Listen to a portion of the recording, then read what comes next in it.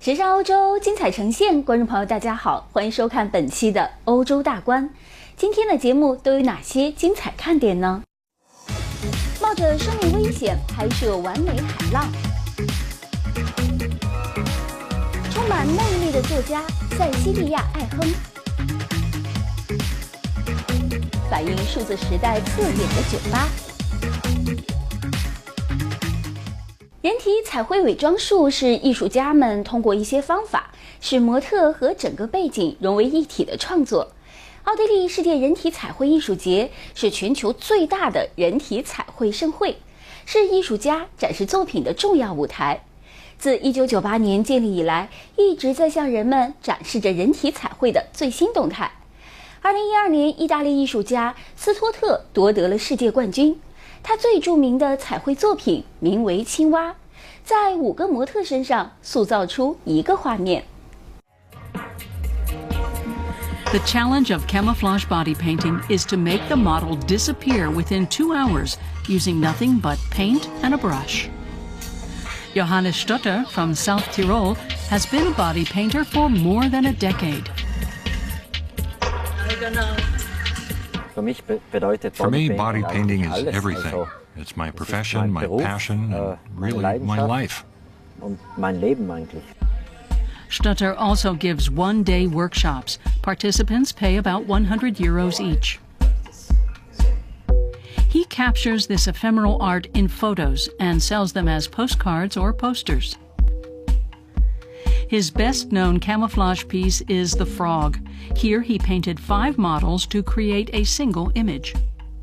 The difficulties of camouflage body painting are, first, that the whole thing works only from one vantage point, and second, that the body is three-dimensional. In camouflage body painting, there is a wide range of ways to make the models blend seamlessly into the background. Italian artist Filippo Iocco works with earth and paint, while Bulgarian artist Bella Folin makes her model disappear almost completely behind these lines. You try to match the colors as precisely as possible, usually by mixing them, especially with motifs from nature. And you have to make a three-dimensional body look two-dimensional. For example, if you want the effect of a straight line, the one you paint isn't straight, it just looks straight from the right angle.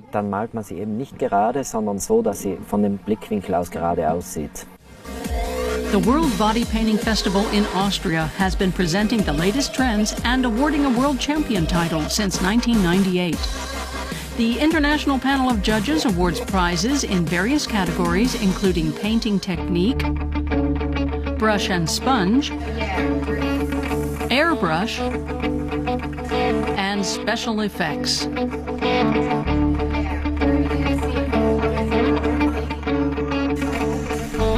The tradition of the World Body Painting Festival draws many tourists to Perchach, Austria on Lake Wörth. More than 20,000 people come to the festival each year. Austrian Alex Barendrecht founded the event 18 years ago. I was a young and dedicated tourism manager. Basically, all I wanted to do was bring some color to a pretty sleepy region. Every year since 2009, Johannes Stutter has presented a new creation at the festival. In 2012, the Italian was crowned world champion. The World Body Painting Festival is definitely the biggest body painting event in the world. All the body painters who come here look forward to it all year. It's such a big platform, such an opportunity for body painters to display their art. Nowhere else will you find as much of this kind of art.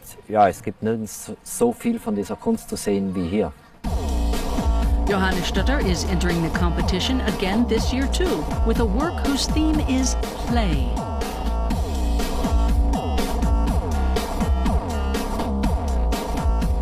The World Championship gets tougher all the time. Standards rise every year, but I'm trying to stay close to the top. This year, more than 300 teams are competing, more than ever before. And Johannes Stutter hopes to win his second World Championship title.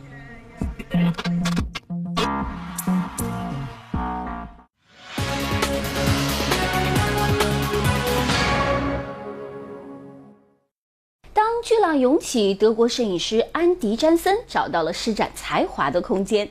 詹森用他的镜头记录了全球顶级冲浪运动员惊险的技巧表演。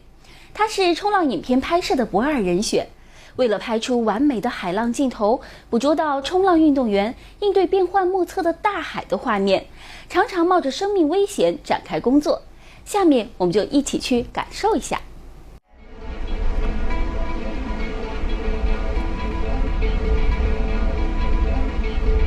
Surfs up and filmed in ultra slow motion.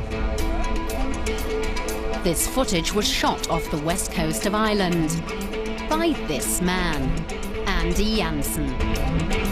The filmmaker has been here for 2 weeks to capture images of surfers tackling waves of the larger variety. It's always important for me to get sunny shots, and shots that are spontaneous are usually the best ones. Plus surf spray.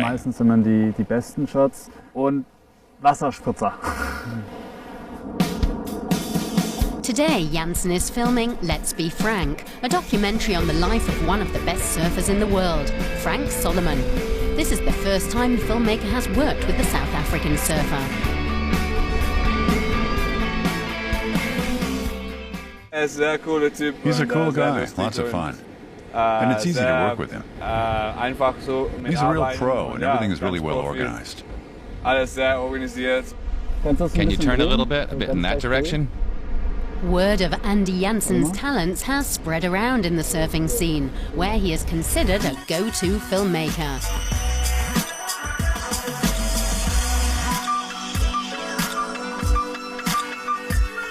At 27, he's constantly in demand as both a director and cameraman. Janssen has also worked with windsurfing legend extraordinaire Robbie Nash. I really enjoy the energy and dynamism of surfing. And especially being out in the fresh air, that's great. And the people are fantastically upbeat. Andy Janssen's speciality is one of the toughest in filmmaking. He often risks his life in the course of a day's work. Towering waves and winds up to gale force 10 are routine. He also has to make sure his equipment is up for the job. Much of his work also consists of waiting. It's really only a fraction of the day. The wave comes, in 3 hours you have maybe 2 or 3 good waves, and you have to film them perfectly. You can't change batteries, polish the lens, or anything else. You have to be spot on.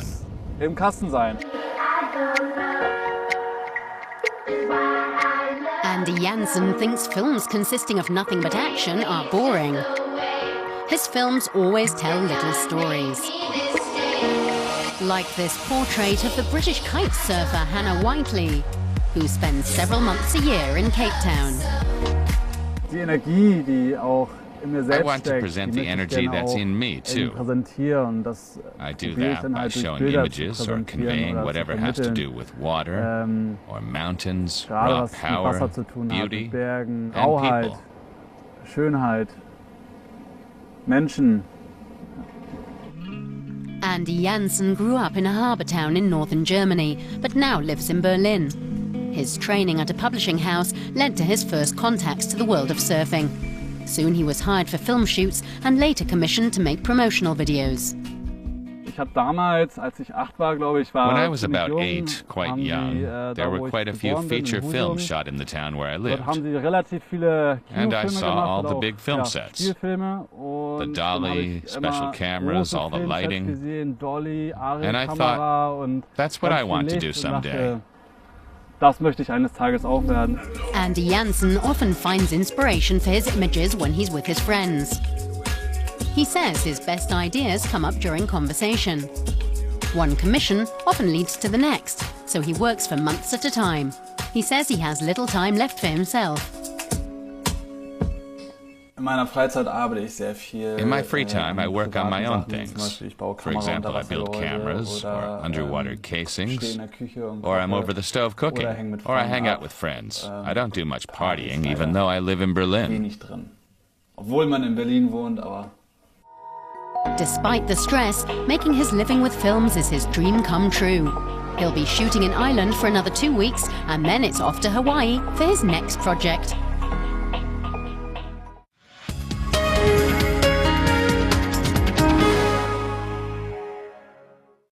佛罗伦萨的乌菲齐美术馆是世界最知名的博物馆之一，这座建筑本身就是一件艺术品。如今，它迎来了新掌门人埃克施密特。作为一名艺术史学家，他曾在洛杉矶和华盛顿担任馆长，并担任伦敦苏富比拍卖行的艺术专家。凭借丰富的经验，埃克成为乌菲齐美术馆馆长的理想人选，也成为乌菲齐美术馆首位外籍馆长。The Uffizi Gallery in Florence is one of the world's most famous museums. The building complex is a work of art in its own right, and it's Eike Schmidt's new workplace. Jeden Morgen geht mir das Herz auf, wenn ich in delights die me Uffizi every gehe, wenn ich morning. mich schon, I ich arrive at the komme Uffizi from hinten the vom Arno Arno at the her rear, und and when I see it early in the wenn morning, ich it das feels Gebäude like sehe home. im frühen Morgenlicht, das It's much fühlt too sich an wirklich large, wie ein but it's Zuhause, home oder viel just zu the groß ist same. zu Hause eigentlich And auch, it delights me aber da every geht mir das morning. Herz jeden Morgen auf. Eike Schmidt started his post as director of the Uffizi in November. A stroll through the museum is like a survey of the masterpieces of centuries of art. The collection includes more than 2,000 works, the latest exhibits from the 17th century. Detail ist ganz wichtig, das wird auch von den Details are Besuchern so important wahrgenommen. for the visitors too, so I try to attend to some of the small details, not just the big things, though selectively, of Natürlich kann man das nur punktuell tun. Here in Was aber auch Italy, you wichtig also need to dass talk man to people, gerade in whether it's Italien an mit den electrician Leuten, or ob das someone ein from the art Elektriker crew. ist oder jemand von der Art Crew, also mit denen zusammenarbeitet, mit denen You spricht work und auch with them, weiß, was hear how it's ob going, jetzt ask if alles there are gut any läuft, ob es problems. irgendwelche Probleme gibt und You nicht can't nur just vom issue Schreibtisch aus commands seine from your Kommandos, desk. Lossendet. One of the most famous works is The Birth of Venus by Sandro Botticelli, one of the greatest painters of the Italian Renaissance. It ranks among the highlights of European art. For Eike Schmidt, who is the first non-Italian to be appointed director of the Uffizi, the painting also holds personal significance. Ich liebe One Botticellis reason Geburt why I der love Venus Botticelli's deswegen Birth of besonders, Venus da das is Thema because eigentlich the der theme Wind is ist. actually Der the Wind steht wind. metaphorisch für The den wind is a Geist. metaphor for the Das heißt, es spirit, geht so um die the theme is how the Inspiration des spirit is Geistes inspired by durch die beauty. Schönheit. Und das As ist a natürlich museum etwas, was director, einem that's auch what als gives me new Museumsdirektor strength and täglich inspiration every day. neue Kraft und Inspiration gibt. Schmidt has worked as an art historian on the international stage for many years. He was a curator in Washington, D.C. and Los Angeles, and was an art expert for Sotheby's in London. Those experiences made him an ideal candidate for the Uffizi directorship.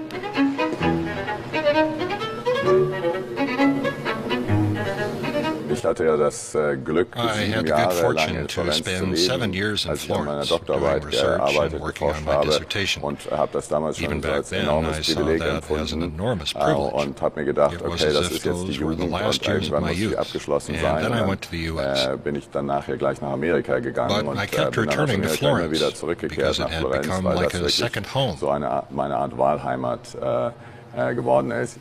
His appointment caused quite a stir.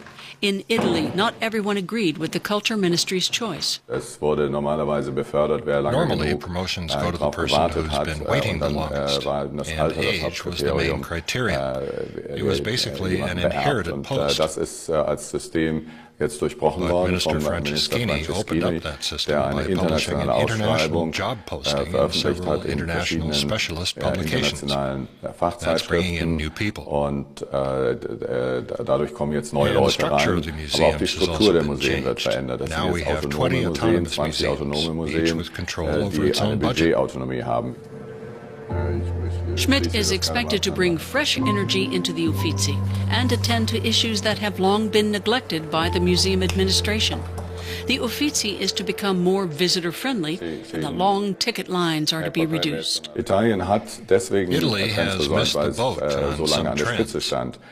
They've been at the top for so long, and they were resting on their laurels. Die Besucher sind aber sehr But visitors come from around the world, and they expect something that we cannot yet offer. noch nicht bieten können. Eike Schmidt's plans include a museum cafe and giving visitors access to a hidden passageway. Just two of the many tasks facing him as museum director.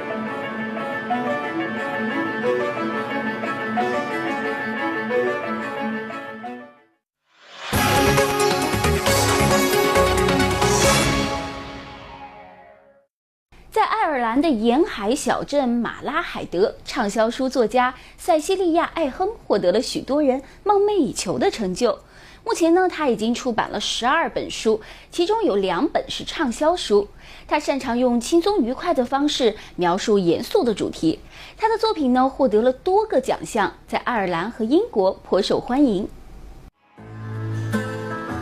Malahide.A small coastal town with a population of 13,000, 20 kilometers northeast of Dublin.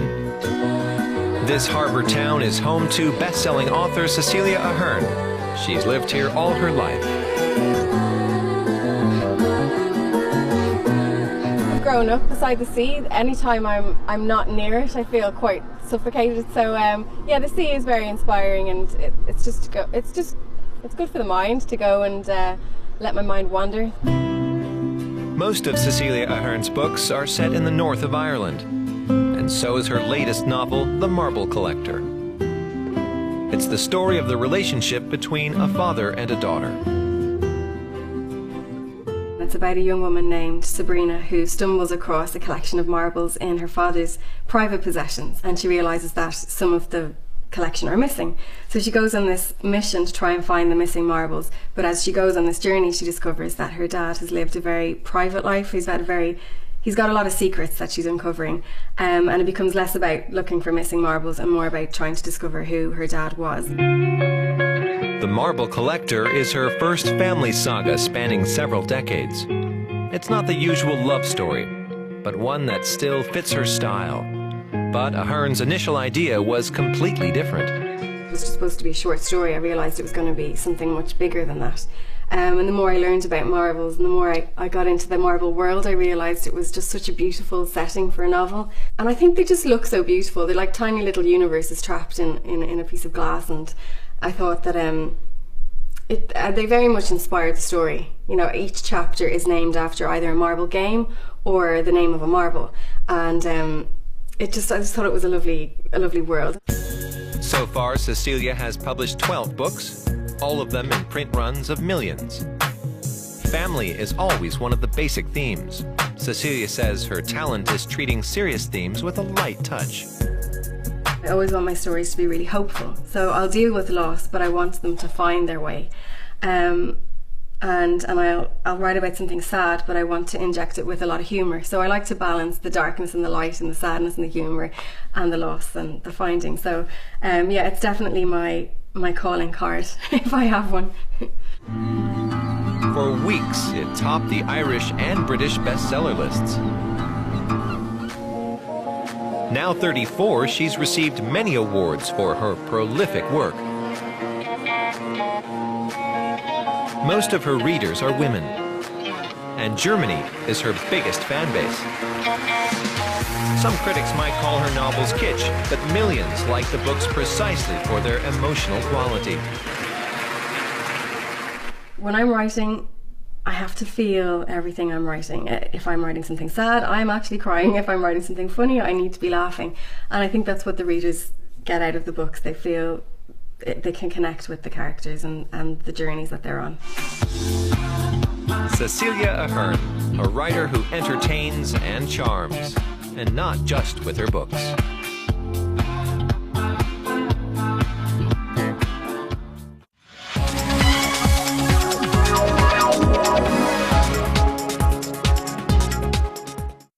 在柏林施普雷河河畔有一个19世纪的工业区，河流两岸曾分布着无数工厂。曾经的仓库和车间，如今变身为了媒体和 IT 公司。牛沃酒店的酒吧就建在这里的一片空地上。酒吧以未来主义的数字设计风格，给顾客留下了深刻的印象。酒吧的内部风格就像是对传统现代主义考究线条的宣战。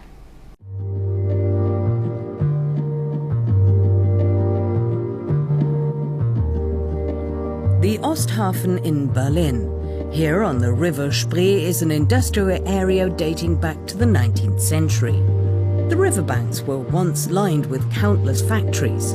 The former warehouses and production halls are now home to media and IT businesses. The Now Hotel was built on a vacant space between them.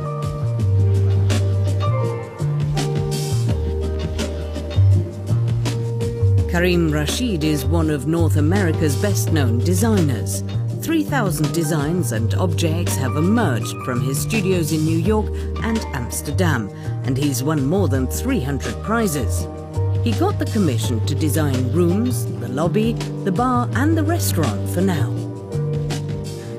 Well, you know, I mean, there's many spaces here, but in the sense of the main volume of the space, you know, I had this kind of huge volume here, and here's my entry. So when I walk in here, the planned reception from NH's side was to put it here in a wall. And, you know, I wanted to kind of move it out of the space so it actually becomes an object itself, like a huge floating object. It's kind of interacting, let's say, with us. So it's like not only, I mean, we're immediately drawn to it.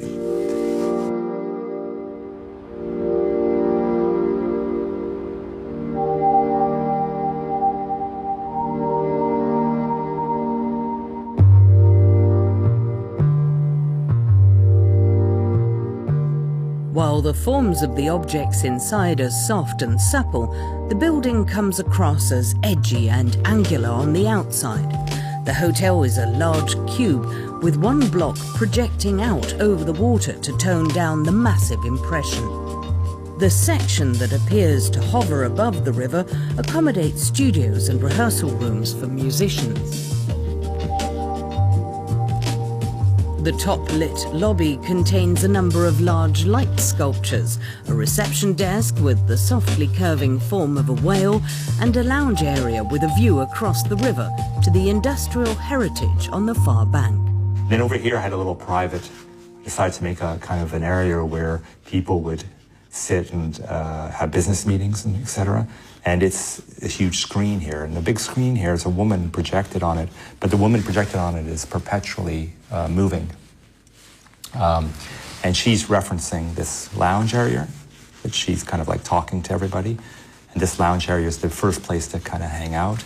And above it, I made this really kind of bizarre sculpture, which is really what I did was to do this, was originally I wanted to make it a landscape down here in fiberglass.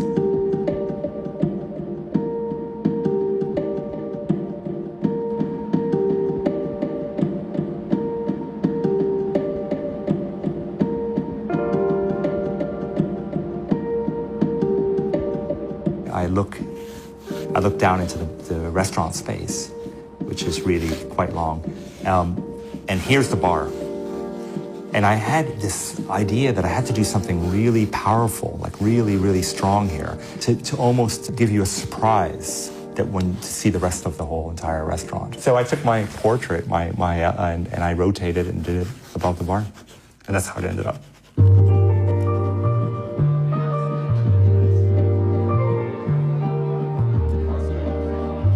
Karim Rashid has written a manifesto, a declaration of war on the 20th century modernism that condemned ornament as kitsch. He calls his design digipop and links this to an expressly positive relationship to decoration, designed on the computer.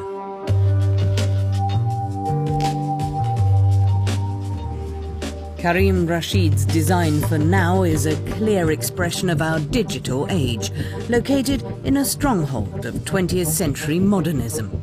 Berlin was once the center of the avant-garde. Many Bauhaus artists lived here. It was here indeed that functionalism and the new objectivity of the 1920s had their roots.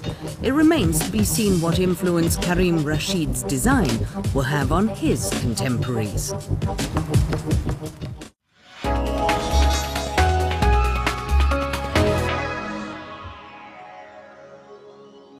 汉斯·彼得·保时捷是著名汽车工程师费迪南·保时捷的孙子。让他骄傲的另一个身份是玩具博物馆的创始人。从泰迪熊到汽车模型，这座大型历史玩具私人收藏博物馆现在已经开门迎客了。保时捷从1977年开始对收藏玩具表现出了极大的热情。当时他经常和儿子一起玩玩具。如今他拥有来自19和20世纪的玩具450多箱。置身山峦中的大型铁路模型是博物馆最引人注目的展品之一。下面我们就一起去参观一下。Boats, cars, and teddy bears. A huge private collection of historical toys is now on display. The newly opened Toy Museum is housed near Germany's border with Austria. It's the brainchild of Hans-Peter Porsche, the grandson of the famous car engineer Ferdinand Porsche. The whole thing is a dream for me, and today I'm happy that my dream has come true. Porsche's passion for collecting toys began in 1977 while playing with his son. He now owns more than 450 boxes full of toys from the 19th and 20th centuries. At some point I said, there's no point in keeping all these things hidden away in boxes, so I decided to build my own museum. It contains individual pieces that are unique and no longer available anywhere. One example is this model of a boat which used to traverse the swamps of Florida around 1910.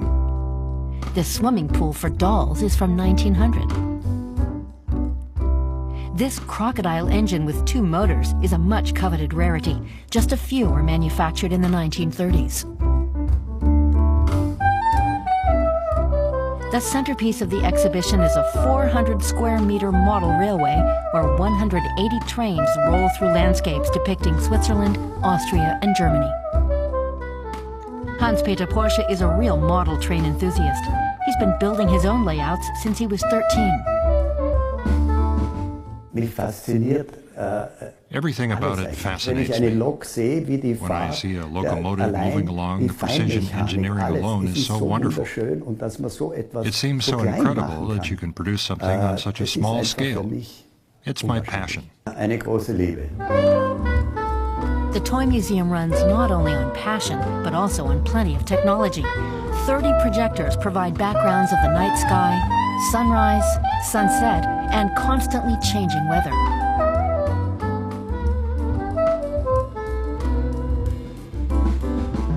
Hans-Peter Porsche has also had a true-to-scale model of the Stuttgart Porsche factory built, and his own private home. On the pier of the boathouse, you can see the man himself in miniature. Another personal note, this exhibit displays the toys Porsche owned long ago. The Mercedes, I used to play with it as a boy. I painted the yellow stripes and the number on it. The racing car up there was also my personal toy. We stuck a cork on it and stuck a bayonet into the cork and then drove the car around on the ground. I love all these things. But Hans-Peter's very favorite plaything is not on public view. This is my oldest teddy bear. I've had it since I was 2. I got it from my brother, and now I always have it at home.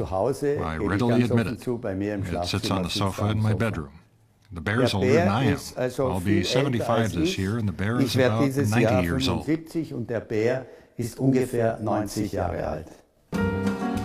And when the day's work is done, Hans-Peter Porsche likes to go for a ride on one of his larger scale models.